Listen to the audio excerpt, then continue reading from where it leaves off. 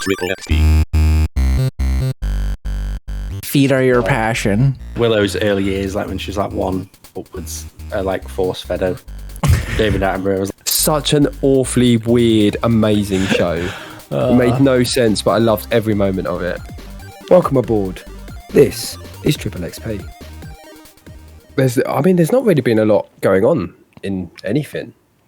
no, Like I think film, TV, games, the news. Literally, it's been the last 2 weeks have been so dry with any information on anything. it really does feel like the calm before the storm. But like for me, I've been fairly busy because it's been like the kids' sort of 6-week summer break. So I've had them a lot. We've done like a trip to the zoo today, which was like it was really good because. What was your favorite animal you saw? Yeah, Come on. It was the rhino. It was the rhino. The rhino? Rhino is cool. Why the rhino? rhinos I've never seen a rhino up close before. They're fucking huge, but they don't really do they're anything. They just they're look like absolute dinosaurs. Yeah, I know. That's great. Pretty sure I've told Mike this. I was a rhino favourite once. animal. I don't know if I ever told you this, Tease, but Lauren's favourite animal whenever we go to the zoo is the capybara. I don't know why you would have told me that, but I like the capybara. That's pretty cool. Just a giant rat. It's a pointless animal. It's the most Literally a pointless giant. animal. It's the to ever largest exist. rodent in the world. Yeah, it's just a fat beaver that has no purpose. It's just a guinea pig, isn't it? Large guinea Basically, pig. yeah. We saw a capybara at a zoo one time, and it like got in the water, and it just shit all in the water behind it. We're like, that's disgusting, but it's just a rat, so who cares? Sure. Ellie gets visibly mad whenever she sees a capybara just because they're so pointless. And she gets genuinely like angry that they just exist. To be fair, though, I don't disagree with her because, like, if you look at evolution, why do they exist? It's like a rat dog. Why have they evolved thick- to that point? A thick rat dog is what it is. Yeah, but what's the benefit to the ecosystem for that to exist? What's the benefit of a 6,000 pound rhino? I mean, like it. Yeah. Don't I think. mean, a too hard. capybara but is just no. leopard food, isn't it? Yeah. But that's the point. Like the rhino is like it's evolved to have tough skin. It's got horns. It can defend itself. What the fuck can a capybara do? Probably run fast Except and shit in the stream. hey man, someone's got to do it. Maybe they used to shit on the ground and they were able to be picked up by predators, and now when they put it in the water, throws off the scent by washing it downstream. That made too much sense, actually. So let's not think about that too It made much a lot more either. sense than I thought it was going to. David Attenborough over here. I've seen every Planet Earth life, our planet, like every one of those documentaries at least Yeah. 3 or 4 times. Like in like Willow's early years, like when she was like 1 upwards, like force fed her. David Attenborough was like, "This You is just your wanted her granddad." to speak like David Attenborough. Yeah, I was like, "Just listen to your granddad, fall asleep to him." Your grand. And now she does. She just like We can't have Granddad any. Attenborough. We can't have anything like that on in our house. Your Lauren dog goes crazy. can't. No, Lauren. Lauren can't cope She with it. barks at the TV as well. Yeah, that's it. No, she if any animal dies on screen, any animal at all, she will cry. So when we can't watch nature documentaries because it's guaranteed something will get eaten Sometimes, at some point. sometimes that's Like- rough, but sometimes you see a cheetah take out a crocodile, and you're like, "What the fuck just happened?" Yeah, no, and it's the I coolest think thing it's you'll ever cool. see. But she'll be sitting there crying that the crocodile's dead. I mean, I don't want to see Like, like it dead doesn't matter kittens what or it is. anything, but like if it's a big animal, it's like meh. Circle of life moves us all. It happens. Shane, I feel like Ellie and Lauren are very much the same person, but also completely opposite. Because like with animals, like Ellie would cry, but she's also like that with sort of proud parents. And I think that's maybe some issues on her behalf, but she's like, Well- every time there's a proud dad on TV, I'm like, oh, isn't he proud of his kids? And she's just like, oh no. I mean, Lauren's not a million miles off that. Her favourite things are animals and elderly people. She just loves elderly people. Yeah. Like, if there's an elderly person on Why? telly if they're on not TV so and great. like if an old man comes on telly and Gross. talks about his life, she'll just be fucking bawling her eyes out. Mike being like, loves "It's so rhinos sad." and Lauren loves old people. I hate you both now. Yeah, no, she's all about the old people. She thinks they're cute and endearing. Are you like secretly like 75 with Benjamin Button disease? Because that wouldn't surprise me if you told me that was true. Like, is Lauren your caretaker / wife, or is it just caretaker? I mean, it's probably going to end up like that. She often tells me that she thinks I'm going to get where your muscles degenerate. She's like, you're just Muscular going dystrophy? Yeah, she's like, you're just going to end up in a wheelchair because you don't fucking do anything. Or arthritis? I don't know. They're all kind of the same. So she tells me that quite often. So I'm more concerned likely about gonna having happen. my feet turn out to be like the pics Mike shares in Discord. I think I'd just cut them off. I probably would me. too. Or out. go to the doctor and have him carve them free. So anyone that doesn't know what I do, I mention feet a lot. He's obsessed. He runs a foot brothel where he like licks the cheese off of people's feet. Don't say that. Lauren, I'll throw up. Feet. I will throw up on this, and I will not edit it out. Yeah, I run a Parmesan cheese factory.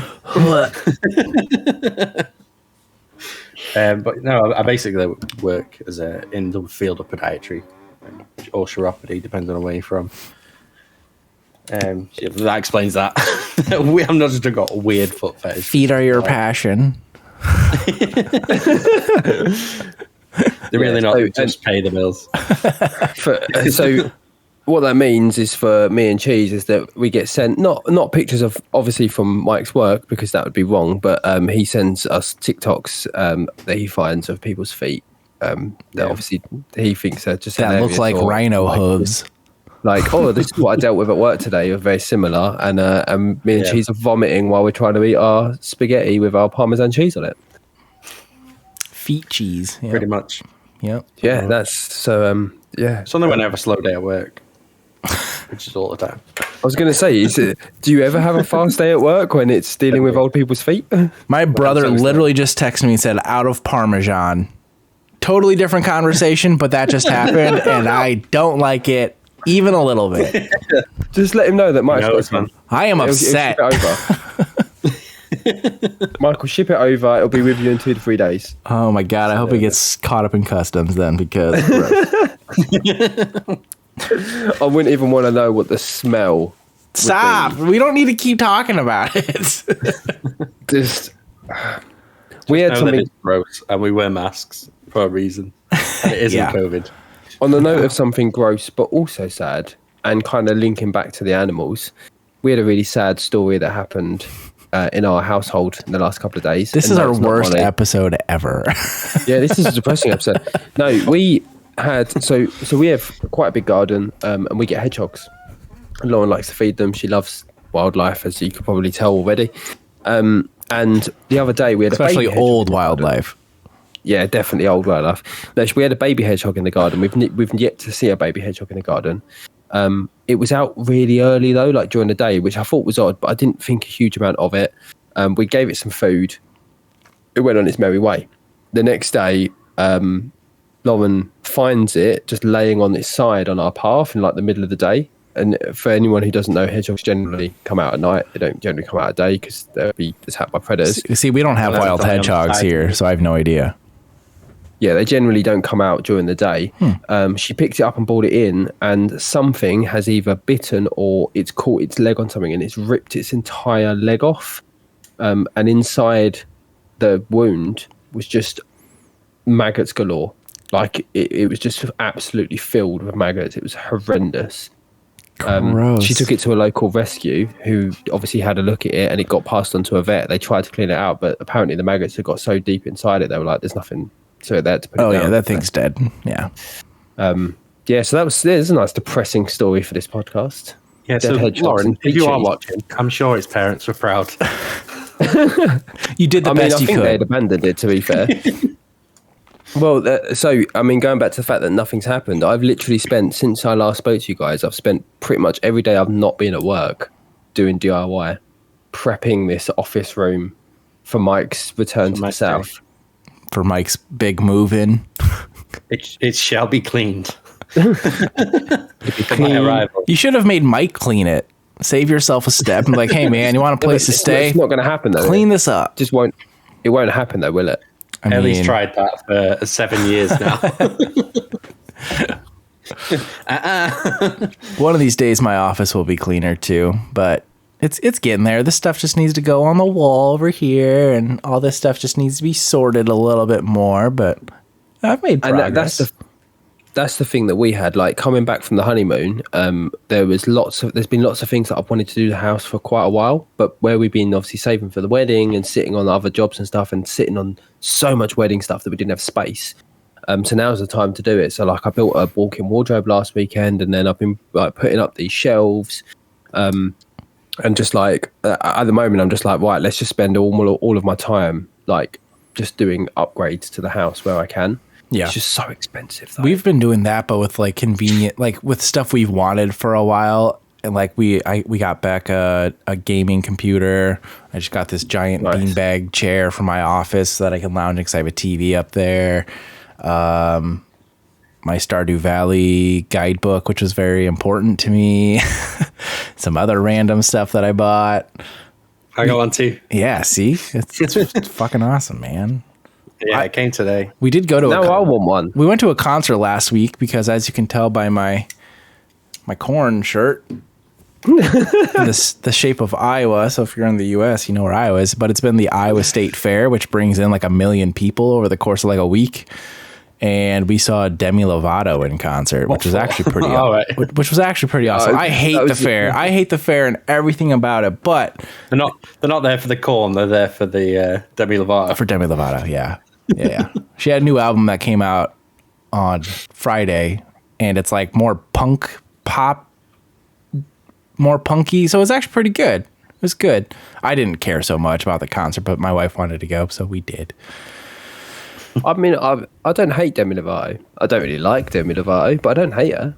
Like, her music's fine. It's what you expect from... Like, this album's definitely better than her pop stuff, which is good. We started watching one of the documentaries because I don't really know anything about her other than like she was on Disney.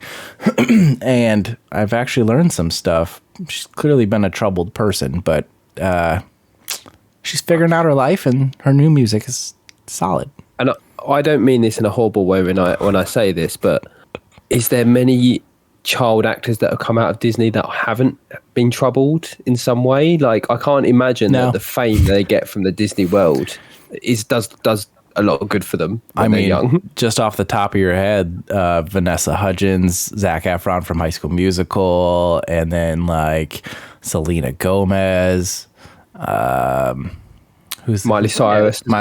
Yeah. They've all had their issues. Yeah, they've all had their issues at some point or another, and you can't blame them when you're getting famous at like 11 years old. Yeah, I don't even like. I couldn't plan what fucking cartoon I was going to watch when I was 11, let alone deal with the idea of being famous. Yeah, isn't that crazy? I mean, just like the idea of like a kid dropping everything that a normal kid does. Like, school is like a weird constructed thing that everybody does now, but like that's more important than learning. It's like super important for developmental and like interpersonal skills and stuff. And a lot of those kids went from like being sitting in math class to getting anything they want with like a staff of adults waiting on their every desire. Kind of like the Harry Potter kids too. I know like Daniel Radcliffe was like an alcoholic by like the third movie. I was just going to mention something that Rupert Grint said in that documentary when it was like 10 years, 10-year anniversary or whatever. The Wizarding World. Where Rupert Grint said that he didn't know who he was anymore because he lived more of his life as he was Ron Weasley. Yeah, exactly. And then he did his own life, so it just became that character. And that's the thing, isn't it? Like you're particularly, I don't know what the equivalent is. High school, I assume. Your secondary school, so you're 11 to 18-year-old years, whatever that is in America. That'd be like middle. That'd be middle school and high school. High school, you're like 14, 15, 16, 17, 18. So those years are like they're the years where you really kind of start to figure out who you are. Yeah. And if you and like you say, I remember watching that Harry Potter thing, and like the entirety of the child cast spent pretty much their entire middle school and high school years, or secondary school for us years, doing those films. Yeah. But they didn't experience anything outside of that, really, which is mad, really mad to think. Yeah. Like those kids were like in school together. Essentially, I know that they would do like filming, and then they would go and have to do school stuff. And it's like, well, at least they had some sort of a structure. I'm sure that the I think it was on set and stuff, weren't they? Yeah. I know. I watched part of that documentary too, and Chris Columbus, who did the first two movies, like it was super important that the kids tried to have a somewhat normal life as much as they could, because they were like 10 and 11, and at that point they didn't really know that they were going to become worldwide stars for the rest of their lives and make millions and millions and millions of dollars and be able to do whatever they wanted. Who cared about science class? Go to potions. Exactly. And like Daniel Radcliffe didn't know he was going to eventually get his penis out on stage. Like, how would he ever know that? A lot. Exactly. I'm excited for his Weird Al movie, though. Everybody seems to bounce back, except for the ones that die. But everybody else seems to bounce back, and I think the Weird Al movie will be good. It's such an unnecessary comment. Apart from the ones that die, well, obviously, geez, because they're dead. But yeah, They don't bounce anymore. Yeah.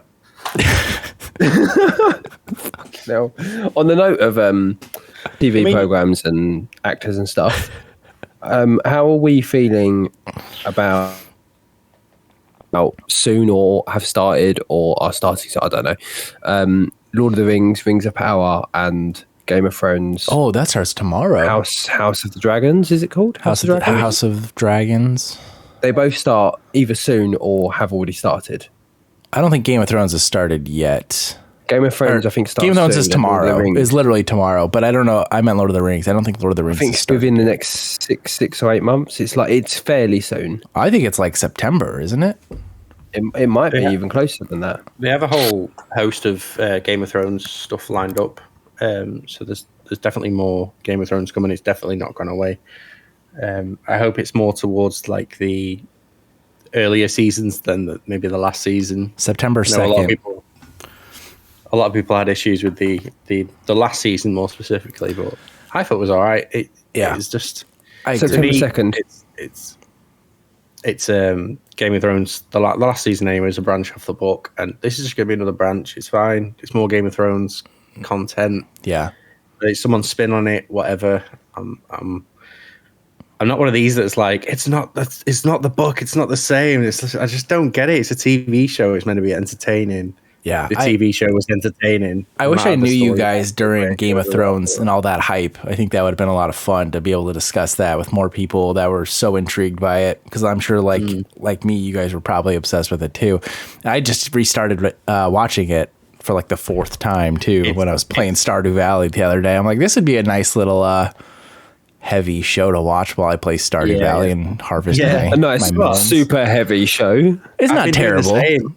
I've been watching like sort of heavy shows, but while I play Stardew, and it's just perfect balance of like you have the calmness of like Stardew, and then you're watching someone getting like punched in the face repeatedly, Decapitated. by blinders or something. Yeah. You're watching your mum's house. Yeah, That's actually what I've been doing. A lot of podcasts. But I've been go ahead. watching a lot of Peaky Blinders, and just like we briefly mentioned it before when we were talking about music and movies and stuff like that. But like the music in Peaky Blinders is fucking phenomenal. It's so good. I've been listening to like the albums and stuff on Spotify, and it's just this like obviously if you've not seen it, it's a historical show, and it's sort of semi accurate. It's obviously dramatized, but it's about a genuine gang that was in Birmingham, which terrible accent. Was it like the 1920s? Yeah, so It was like Prohibition era, U.S. Prohibition era. US Prohibition just after World War One. Yeah, I loved that show when it first came out. I used to watch it. Great, and I think because it was you've been rewatching it, haven't you, recently? So we watched season 1 a while back. Really enjoyed it. That was on BBC, right? And then Netflix picked it up? Yeah. Okay, that's what I thought. That's when I watched it. It was like the first 2 or 3 seasons when it was pretty new to Netflix. But I loved it. It's a great show. So I never got through season 2 the first time. And I don't think it was a case of we didn't enjoy it. I think it was something else came along that took our attention away. And then we struggled to get back into it. Probably Game of Thrones. Away from it for a long time. So yeah, we're on halfway through season 3 at the moment of watching it through. So yeah, we're really enjoying it. Really enjoying kind of where it's going. Like you say, the music is fantastic in it. I love the mix of this is the point I was trying to get to before, but I love the mix of like this old historical like drama type shit with some historical accuracies, and then just the more modern music. Like they have Arctic Monkeys in there and a load of like this kind of like heavy rock indie stuff, and it's a really great like balance. They do it in Bridgerton as well, where they play like I've only seen one episode of Bridgerton, but they were playing a Billie Eilish song, but in classical music, like the violins. Oh yeah, it's great. Yeah, it was such a good mix of like. But I love shows that do that mix like the music is like such a heavy influence. But going back to my my main point, I am really on the fence about both Lord of the Rings and Game of Thrones. Oh yeah, that's what we're talking about. That is what we were talking about. We kind of went off on a weird segue there. Just like I want to talk about Peaky Blinders. I've seen the whole thing. I'm really on the fence about it because it's not that I don't want more Game of Thrones, because I really enjoyed Game of Thrones, and I actually think looking back at the final season, yes, it wasn't fantastic, but actually I think it got a lot more stick than it deserved, and it was actually enjoyable enough to watch. Yeah. It reminds me of the Iron Man 3 phenomenon, where actually if you go back now and watch Iron Man 3, it's really not as bad as everyone. I like Iron Man 3. That's the one I've seen probably 15 times because I used to play on one channel that we got when I was in college, and I watched it like daily. No joke. But like, when it came out, everyone absolutely slated it. It's like, this is the worst thing to ever come out. I like it better than the first two. Yeah, looking back, it's not that bad at all. It's actually a really enjoyable film. Yeah. But my issue with both of these shows is the fact that they are prequels. Because I really struggle with prequels anyway, and I was talking to Ryan about this the other day. Really struggle with prequels because you know where it's going to end up. Like I struggle with the risk factor of like characters living and dying and whatnot, because we know where it's going to eventually end up. True. They talk about like the legacy of the Targaryens and what happened in like the second episode of Game of Thrones. Exactly. And the other thing is, like, I think sometimes lore, and this is more to aim towards Lord of the Rings, like lore within, when you've got a really good series or a really good like world that's been built. Obviously Lord of the Rings has built one of the best fantasy worlds ever to exist. When you've got that lore there that people read into and stuff, I think sometimes it's better left as lore, like, because people can be a little bit more imaginative with that lore in their minds. And the fact that they're going back and turning some of that lore into a TV show, I'm like, I don't know if this is needed. Feels a little unnecessary. I'm not saying there shouldn't be more Game of Thrones and more Lord of the Rings. I think there should, but maybe set after, like, just a completely fresh story that doesn't tackle prequels and lore and stuff we've seen before. Let's do something different, do something in a different area, or set in the same world but like elsewhere going on. So I'm really on the fence about it. It could be really good though. It might be amazing. I'm just really on the fence about it at the moment. I kind of, if I could just like get this point across, like I think a lot of like the fans and stuff, they really get on people's backs about like the TV shows and how it's not the same as the lore, but it's like it's a TV show. It's meant to be entertaining, and if they make slight changes like about characters, like it might not come across well on TV, but it might come across differently in a book. So it's sort of that thing where like a TV show or movie or spin-off or whatever, it's all open to interpretation. And like when they take that old nugget of lore and then they explore it and go in this different direction, and that's completely fine with me. Like I love that. I think it's great that they go in a different direction and just kind of explore it, because the base stuff is still there. Like all the Yeah. old lore and everything is still there. It's still good. It's still exactly what you love. And a lot of that Just to lore say, is written by the original writers. I mean, Yeah. Tolkien wrote books and books. They haven't just to ruined state as anything. well- It's still there. It's still the same thing. Yep. Just to state as well, I mean, I've never read in their books and know very little lore about either of those shows, so it's not going to massively affect me, the can't lore, even whether read. they fuck it up or not, because I don't know that much lore. I watch shows, and I don't know if you two might be very similar on this, or Mike might be at least. I watch shows and I enjoy it for what it is. I then don't go and read the full history of that character since the day they were born and everything that's come before them. I just enjoy what it is and then kind of go on to the Unless next it's show. anime. I haven't got time. No, but even anime, I haven't got time to go and read the fucking like. You're caught up on My 9,000 Hero. year I lore. can't wait for tomorrow. I mean, to be fair, there's no lore that exists with that. We don't have a history of what happened before. True, but you have at least further manga that you could read versus like, oh, the show's over. I have to wait till October or whatever to see more. It's like, no. You can read if you want to. If you care, you can like dive into an existing manga like that. But Yeah, definitely. But like, I generally don't go and like to purposely seek out shows lore. Same. So I'm not going to know if it's right or wrong. Ultimately, and my point is more: is it necessary? Could they do something different? Could they do something new? And I think like I look at what is it called, Wheel of Time, which was out sometime I never last watched year, this that. year, It's on the which is list. really good, and it had a very Lord of the Rings vibe to it. Yeah. I would personally prefer a brand new show that tackles a very similar fantasy world than going back to a prequel for something that doesn't necessarily need a prequel. Okay, but what if the Lord of the Rings show produces a quality that's as good as Wheel of Time, but has a marketable name behind it called Lord of the Rings and gets millions and millions of people to at least give it an episode chance because of that? Oh, don't worry, it'll get the free episode. We'll get the free episode chance. The treatment. Ultimately, Yeah. that's what it comes down to, is we're just so spoiled by endless content at our fingertips. Like if we had 5 channels on our TV and we knew that Game of Thrones was going to be on at Sundays at 9 p.m., you're going to watch it like everybody else. But now it's just like, oh, well, She-Hulk is on now and I still haven't watched Mrs. Marvel or whatever that last one was. It's like, do I even care? So it's just like, there's just too much other stuff to watch. We've talked about this with anime before, how if you're not into it by the end of the second episode, move on, because there's too much good stuff to watch out there that you will actually enjoy.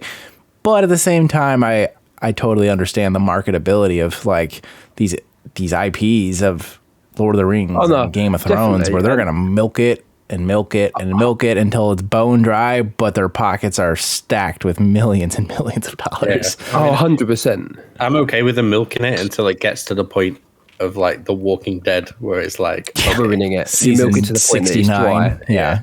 Yeah. you're just getting dust now. Yep. They're all dead. Not milk anymore. They can't even this walk is anymore. what- They're so old. This was kind of what we were discussing on the Discord the other day, and I was trying to get the point across to Ryan about this is why I do the 3 episodes kind of test, because like you say, there's just too much content to watch. We physically cannot watch, a single person physically cannot keep up with every single like really well rated show out there, because there's just too much content to watch. And even to the point that I was saying to him, like Marvel is at a point now, and we've discussed this many a time before, where Marvel on its own is too much content to watch, let alone all the other companies making shows and all the other shows that are out there, which is why I give it a 3 episode watch.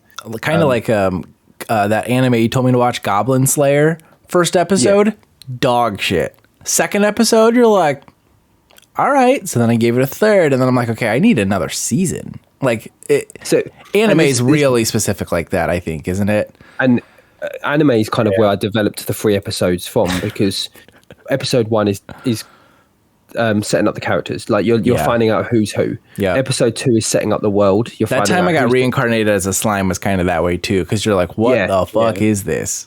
Exactly. By the end of 1, you know who's who. By the end of 2, you kind of know who's who and where they are. And then the 3rd episode is where they really start to bring in a bit of story. Yep. And so now I just apply that to everything.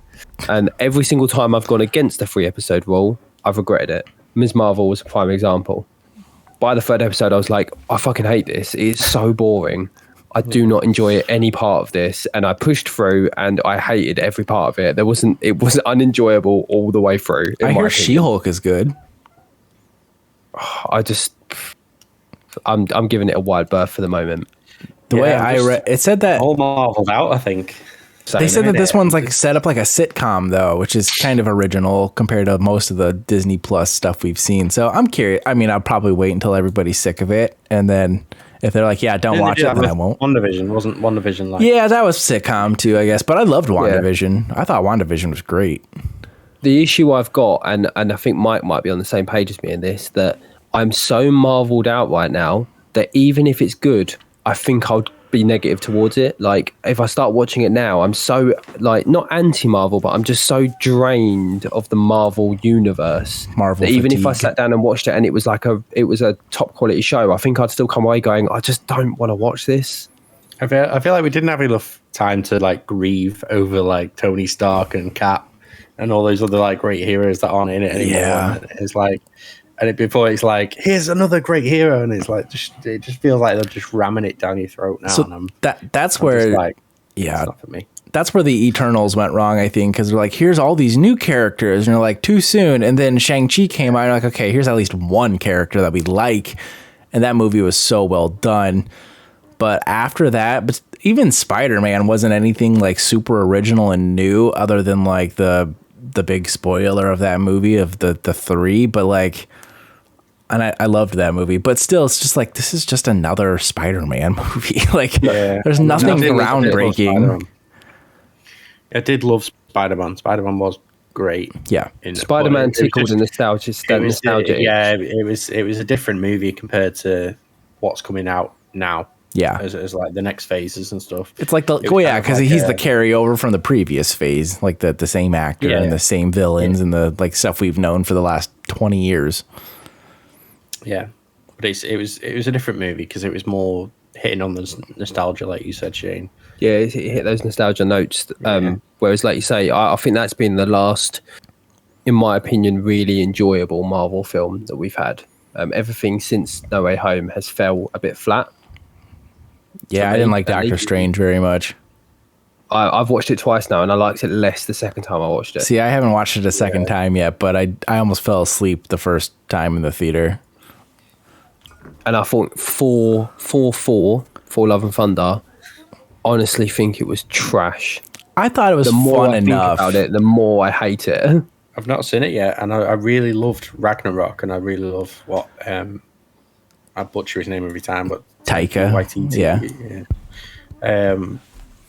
I love his work. I think he's a phenomenal director, but I'm just not interested in it, and it's got everything that I would love in a Marvel movie, but I'm just done. Like I don't know what it is. I'm just not interested anymore. Like at the minute, as it stands, like just yeah. The thing is that, and I know what you're saying, and it's got everything you love in it, Mike. But I think like it's literally like because I loved Ragnarok as well. I think that's the best Thor film by far. I think it's the best Marvel film, in my opinion. Like I think it's.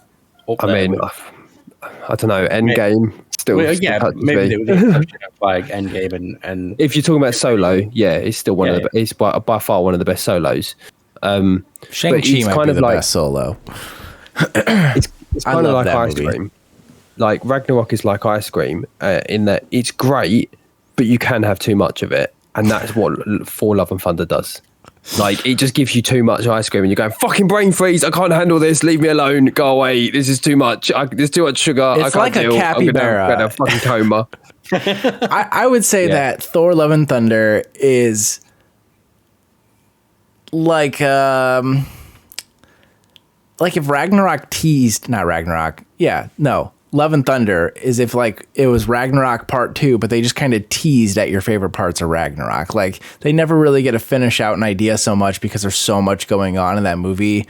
Yeah, Christian Bale was actually pretty solid, I thought, in it though. But he was the best part. Yeah, and visually I thought visually it was amazing, but it was just kind of like, pick a storyline and roll with it. There was like not enough Valkyrie, I thought. Like they just.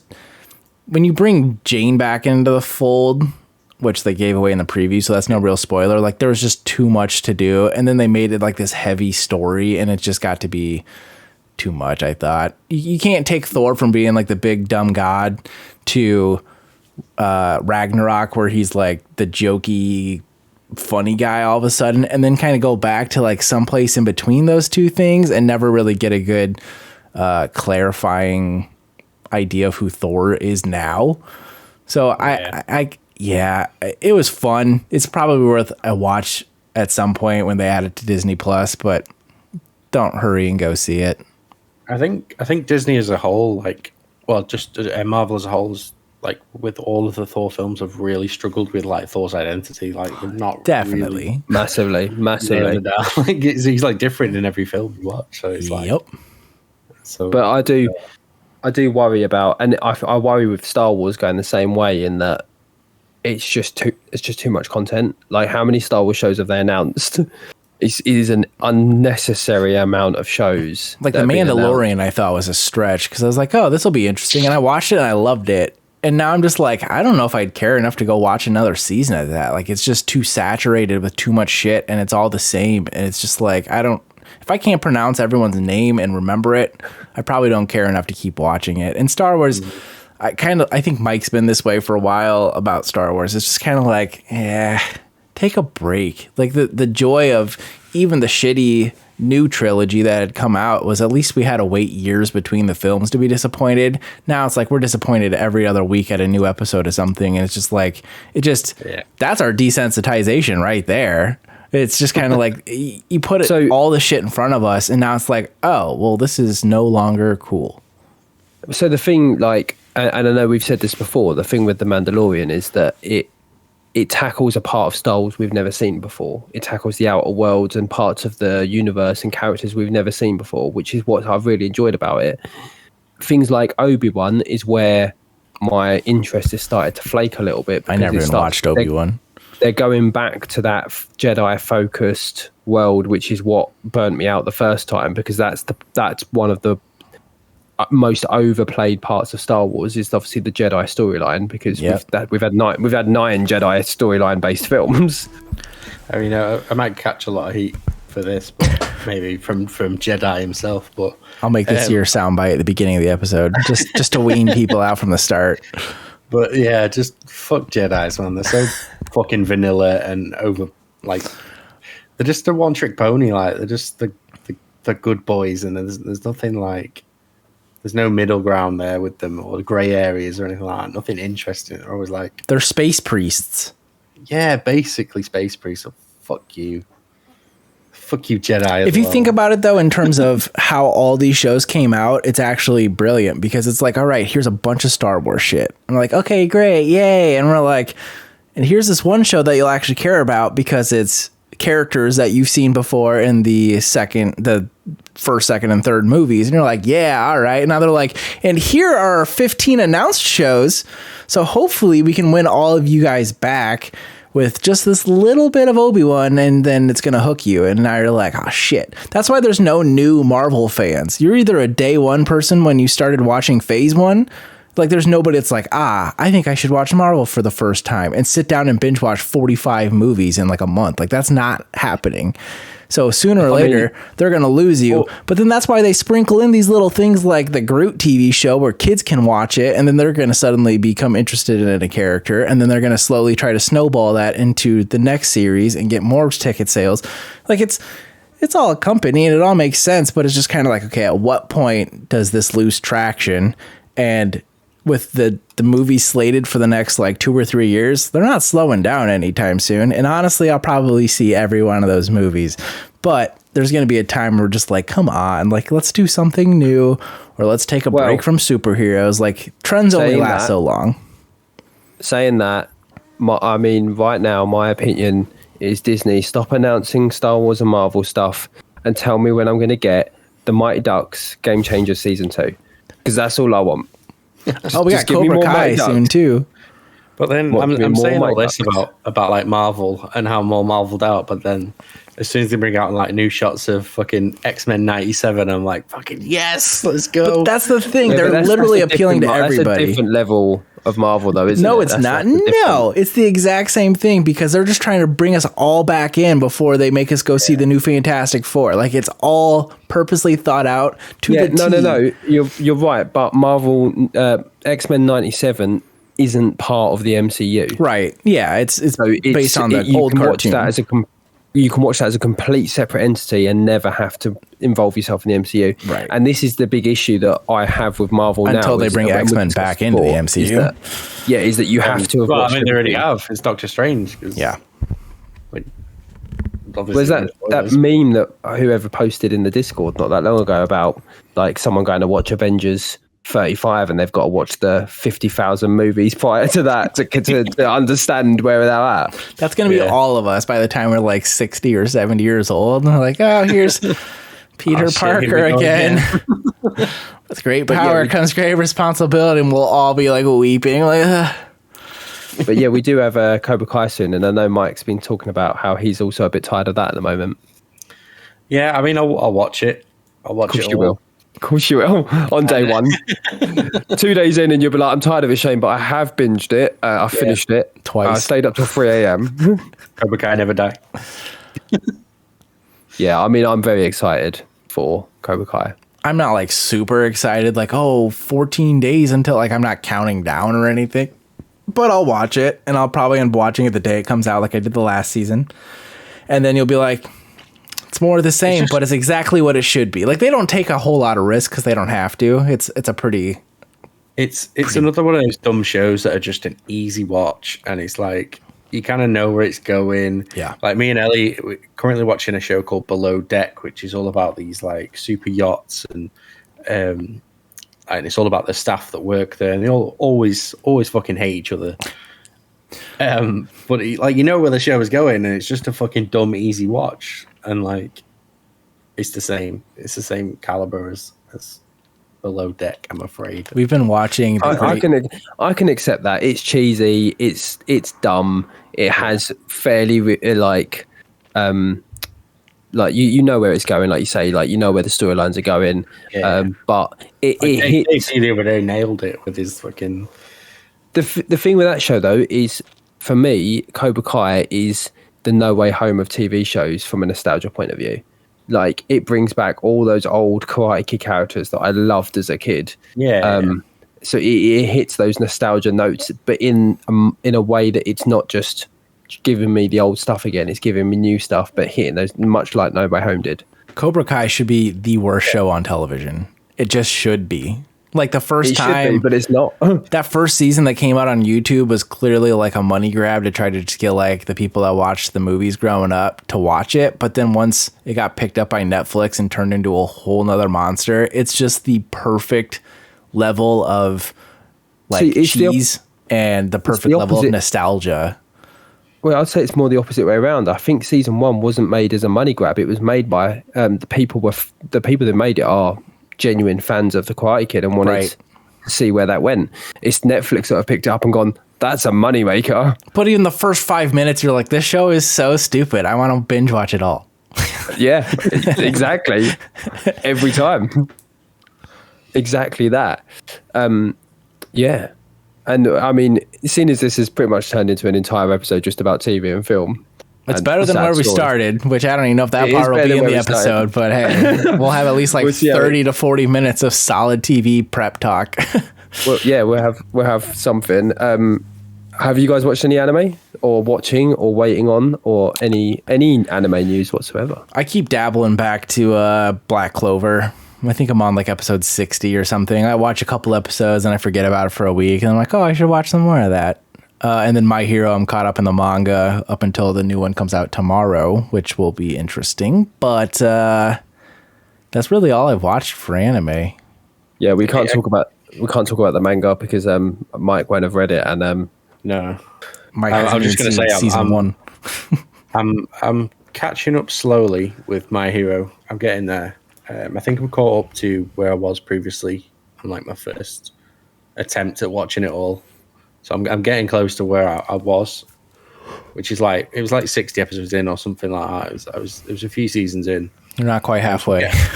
I'm getting there with that, but I've been force feeding my kids Studio Ghibli movies. Nice. I've been rewatching a lot of those. I got the little soot sprite. I don't know if I showed that last time, but I got a little soot sprite tattoo. Yeah. It's pretty cool. But I've been watching. We went camping, and Ellie was like, "Oh, I'll just download some kids' movies." So I was like, "Which ones?" Got you. So I downloaded all Studio Ghibli, and because we were in a tent with no Wi-Fi, there was no other choice but Studio Ghibli. I still think we need to do an episode on Studio Ghibli sometime.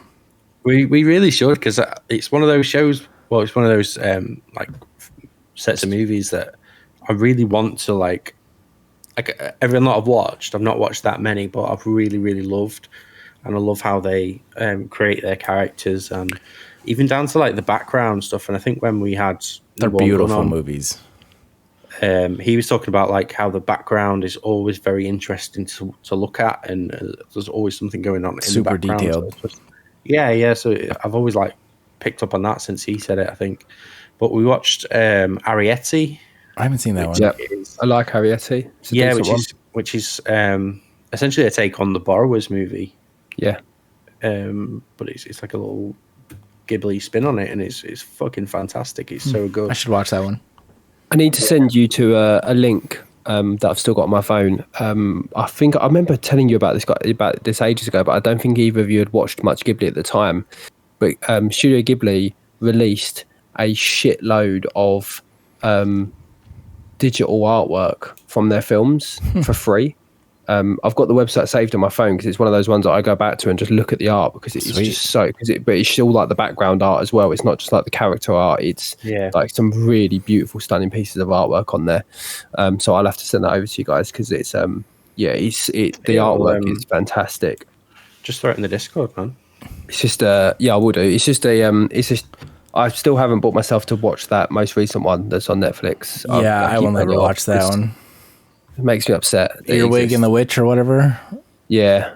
I was just talking to my cousin the other day because she's the one that I was telling you guys about that had been to Japan before. And they're going to be visiting my part of the country real soon. I'm like, we got to plan this trip. And she was talking about the Studio Ghibli Museum. And I was just like, we have to go. I don't care what it costs. We're going. I just rewatched Spirited Away, Kiki's Delivery Service, and Ponyo. Those are probably my three favorite that I've watched so far. I like Howl's Moving Castle a lot too. I like that one. I didn't love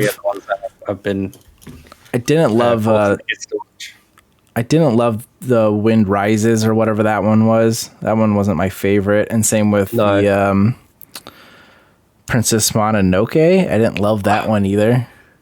I love Princess Mononoke, but it's such a long... It's like 2.5 hours. I'm like, holy shit. Film. So I'll watch it again, probably. I've just been kind of watching them while I play games on a different monitor. But those other ones, Spirited Away is so good and so different and so unique. And Ponyo is also such a weird movie, but such an adorable, heartwarming movie. And then Kiki's Delivery Service is a great one, too. I love that one. That is a good one. Have you watched Totoro yet? I have. I've seen that one a couple of times. I think that one would be a little more impactful if I had like a sister that was close to me or if I was a girl myself or something. But like I told my brother who has 2 little girls now, I'm like, they need to grow up watching that movie. But then when you hear like the theories of like, oh, they're both dead and they're going to the afterlife or whatever, it's just kind of like, holy shit. Like that's a little too dense for me sometimes. It's dark. But all those movies are like that. Even Pixar movies are like that. And the Disney princess movies that are like Beauty and the Beast based on the fucking weird French folk tale. Like, they're not happy. They're not happy things. But Studio Ghibli can take such like a dark concept and make it so unique and beautiful with different animals and stuff that every kid should watch those before they watch stupid Disney movies. I agree. Wholeheartedly. And I wish I would have watched those movies 20 years ago. Would have been life-changing. Yeah. No, I try and make a point of not necessarily just Ghibli, but with Max, whenever there's an anime on at the cinema, I try and make a point of going to see it. I heard the new Dragon Ball one's awesome. I've not seen that one yet. I'm probably going to skip that one and just wait till that comes out because I kind of know what to expect with Dragon Ball. I know what the story's going to be pretty much you know what's going to happen. Dragon Ball, we went to the Broly one, and it knew exactly what it didn't really tell you what had happened. No, it didn't care about the story. It just got Goku and Broly in a situation as quick as possible where it could spend an hour fighting. It knew exactly what it was doing. But there's been some really good ones, like I know I've mentioned them before, like the Tiger and the Fish, I think it was called. There's like some really impactful stories. That Mary and the Witch's Flower. I think I've got all these written in my notebook of ones to watch. They're probably Mary and the tiny Witch's notebook. Flower is very, very Ghibli-esque. Like if you like Ghibli, you will like Mary and the Witch's Flower. It's very similar style in its like delivery and its story, and it's very magical, and it's also set in England. Well, part of it is anyway. I'm out. But it's very, very Ghibli-esque. But I can't remember the name of the company that makes it off the top of my head now. But coming away from Ghibli a moment, I am finally finishing Slime. I never watched season 2. Slime. I'm on like the last 6 episodes of season 2. Are you enjoying it as much as season 1, or does it get like okay?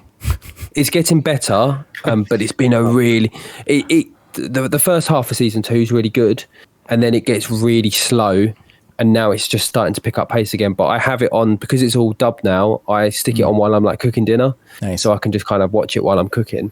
But yeah, it's okay. I'll get there and get that finished soon. Hopefully. I loved season 1. I just thought it was so different. I'd never seen anything like that before, and it's very, as we've always said on this podcast, like Saturday morning cartoons. Just very simple. The animation style, just very like followed like that old Sonic cartoon that used to be on like Fox here in the mornings. Like just very nostalgic feeling, and then kind of like with the how he has like that operating system thing that he talks to, like where he discovers the new abilities and stuff. Like it just felt so much like a cartoon. It is a cartoon, but it just felt familiar, and I loved it. I didn't really binge watch it though. I feel like some animes I can't really binge watch like several episodes of. Even My Hero is like, okay, I can watch like 2 or 3 at a time, and then I need a break, and then I'll watch more the next day. But I just haven't found one where I was like, I got to sit down and watch all of this now. Even Demon Slayer, it's just, I don't know what it is about it.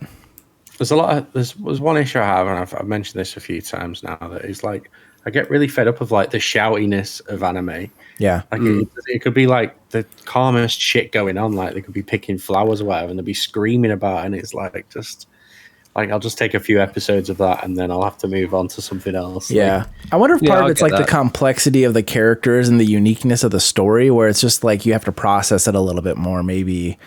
I think a lot of it as well just depends on the genres you're going for, because the animes that you guys are watching are all within a very similar area outside of the Ghibli stuff. Yeah.